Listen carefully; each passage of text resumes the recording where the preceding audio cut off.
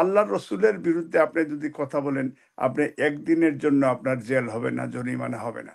অথচ আপনি যদি এই শেখ মুজিবের বিরুদ্ধে কথা বলেন, 14 বছরের জেল হবে।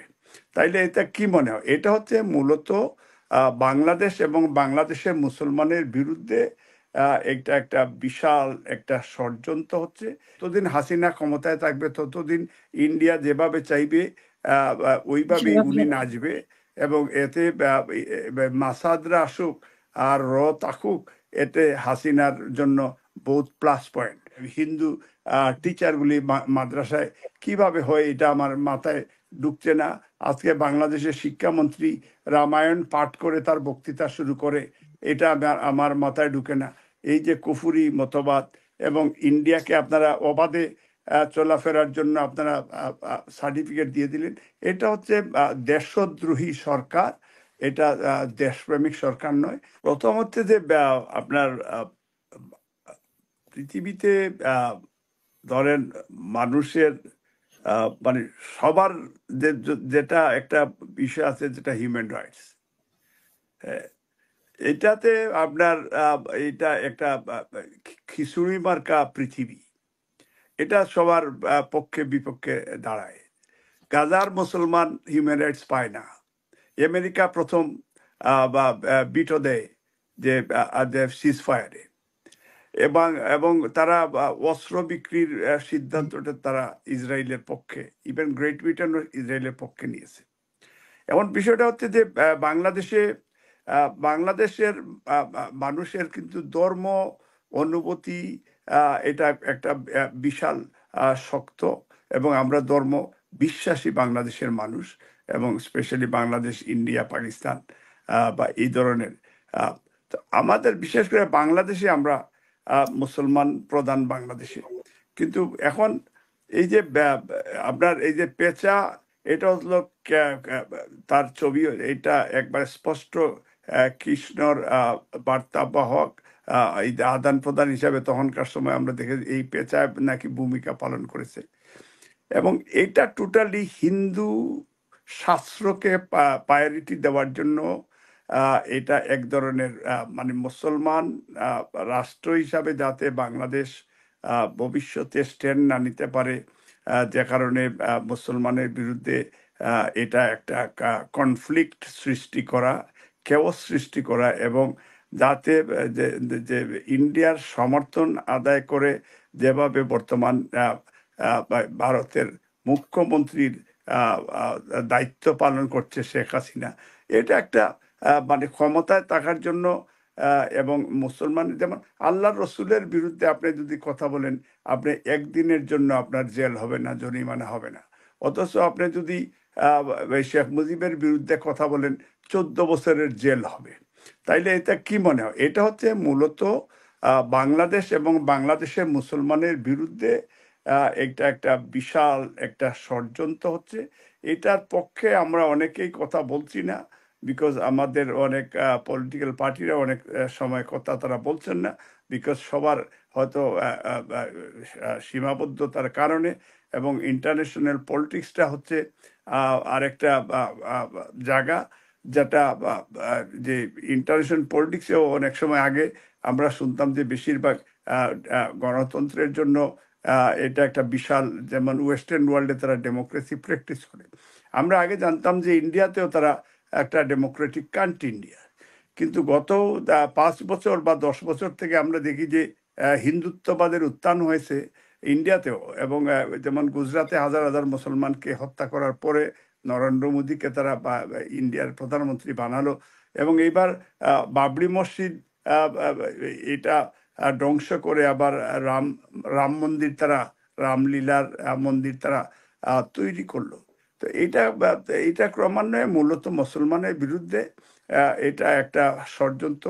এটা ওই যে সকল জঙ্গিবাদ, এটা এটা অ্যান্টি মুসলিম একটা স্লোগান।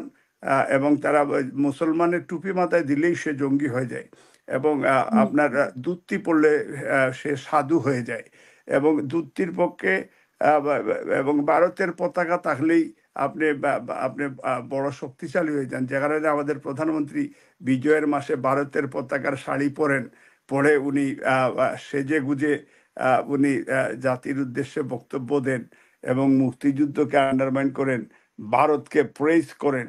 এবং এই যে আপনার মূলত হচ্ছে আমাদের জন্য ভেরি ডেঞ্জার ইন্ডিয়া, এবং থ্রু হুম। ইন্ডিয়া মাসাদ এন্টার করেছে বাংলাদেশে। তারা দুইটা মিলেই এই বাংলাদেশের মুসলমান এবং সার্বভৌমত্বের বিরুদ্ধে ষড়যন্ত্র চলছে। এবং যতদিন হাসিনা ক্ষমতায় থাকবে ততদিন ইন্ডিয়া যেভাবে চাইবে ওইভাবেই সেভাবে উনি নাচবে। এবং এতে মাসাদরা আসুক আর থাকুক, এতে হাসিনার জন্য বহুত প্লাস পয়েন্ট। আর এরা মুনাফিক, আল্লাহ তাআলা কোরআন শরীফে বলেছেন যে বিভিন্নভাবে আল্লাহ তাআলা আল্লাহ রসুলও বলেছেন যে আপনার আপনার এই কাফিরকে বিশ্বাস করা যায় কিন্তু মুনাফিককে বিশ্বাস করা যায় না। তবে এই সরকার হচ্ছে মুনাফিক সরকার। ওই সরকার সব দিক দিয়েই তাকে, এবং সব দিক দিয়ে থাকলেই মানে এটা হচ্ছে একটা মুনাফিকি লক্ষণ। তো এই সরকার বাংলাদেশের জনগণের সরকার না, এই মাফিয়া সরকার। তাদের কোনো জবাবদিহিতা নাই জনগণের কাছে। যেখানে জবাবদিহিতা নাই সেইখানে আপনি যতই কথা বলেন, এই সরকার জোর করে যেখানে থাকবে সে কারো কথাই শুনবে না। যেভাবে আজকে গাজার বিষয়ে জাতিসংঘের একাধিক রেজুলেশনে গাজার পক্ষে যেখানটা কিভাবে এই যে খাবার ইভেন গাজাতে ঢুকতে দিচ্ছে না ইসরায়েলিরা। তো এই যে কত ডেঞ্জার, নাকে শত শত বাচ্চারা মারা গেছে, কত মারা মারা যাচ্ছে, কত জি। সন্তানরা মারা যাচ্ছে। তো এইটা এইটা এনাদার গাজা তৈরি হয়ে গেছে বাংলাদেশ। এখন এখন যদি এখনো টাইম, যে আমরা যদি মনে করি যে এখনো বাংলাদেশের মুসলমান যদি এখনো আমরা যদি সত্যিকার অর্থে ইউনাইটেড হইতে পারি, শেষ হবে না। রাজনৈতিক দলগুলি যদি ইউনাইটেড হতে পারে, তাইলে এই মাফিয়া সরকার, লুটেরা সরকার, বিলিয়ন ডলার পাচার করা সরকার এবং মানি লন্ডারিং করে এই সরকার, ইভেন গত এই ইলেকশনে নরেন্দ্র মোদীকে 10 বিলিয়ন তারা আদানির মাধ্যমে তারা ইন্ডিয়াকে ঘুষ দিয়েছে হাসিনা ক্ষমতায় থাকার জন্য। তো এই জন্য আমি মনে করি যে এখন আমাদের সময় দাবি get out India, take back Bangladesh.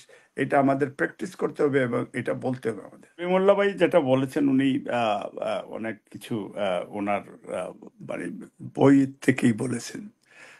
এটা ঠিক যে এটা ওনার আহ, এই দিক দিয়ে ঠিক আছে, কিন্তু এদের ধর্ম অনুভূতি থেকে যদি আমরা চিন্তা করি, কারণ আমাদের একটা মুসলিম দেশে এই ধরনের হবে, এটা আসলে চিন্তারও বাইরে। আমরা এই সময় আমরা তো তখনকার সময় ইভেন দি পাকিস্তান বাদ দেন, আফটার লিবারেশনও কিন্তু আমরা দেখেছি যে ইফতার পার্টিতে ইভেন কোনো ধরনের পারমিশন নিতে হয়নি, এবং কোনো ধরনের পারমিশন কেউ নেয়নি। তো এখন নতুন করে এটা হচ্ছে আমি যেটা মনে করবো যে যে এই এটার জন্য টোটাল রেসপন্সিবল হচ্ছে এই সরকার। কারণ এই সরকার মূলত তারা ইসলাম বিদ্বেষী সরকার। এটা আপনাকে বুঝতে হবে, জনগণকে বুঝতে হবে। কারণ কারণ এই সরকার অ্যাকচুয়ালি মুসলমানের প্রতি তাদের কোনো ফিলিংস নাই, কোনো দরদ নাই। এবং এবং তারা যেভাবে এই যে রাষ্ট্র আহ, যেমন পুলিশ, র্যাব বা অন্যান্য সেক্টরগুলি তারা তৈরি করছে, এটা হচ্ছে একদিকে anti Democratic, anti human rights, এবং অন্যদিকে অ্যান্টি মুসলিম। তারা এই ধরনের তারা সৃষ্টি করছে এখন, যে কারণে মুসলমানের জন্য একটু কঠিন হয়ে যাবে আলটিমেটলি বাংলাদেশে।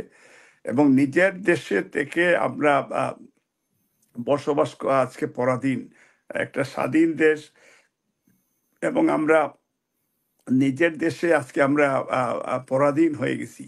তো এটা খুব কষ্টের বিষয়, দুঃখের বিষয়। Excuse me. এখন আমার মনে হচ্ছে যে আলটিমেটলি একটা একটা ধর্মযুদ্ধ, একটা ধর্মীয় যুদ্ধ। এখন এটা এই ধর্মীয় যুদ্ধে আমার মনে হয় যে আমাদের সবাই অংশগ্রহণ করার দরকার। এবং এই ধর্মযুদ্ধে এই যে যদি হিন্দু শাস্ত্রের কথাও যদি বলি, রামের ভূমিকায় শেখ হাসিনা। শেখ হাসিনা হচ্ছে বর্তমান এই আওয়ামী সরকার হচ্ছে এই রাবণের ভূমিকায়। কারণ রাম এবং রাবণের মধ্যেও দুই একটা ডিফারেন্স রয়েছে সেখানে।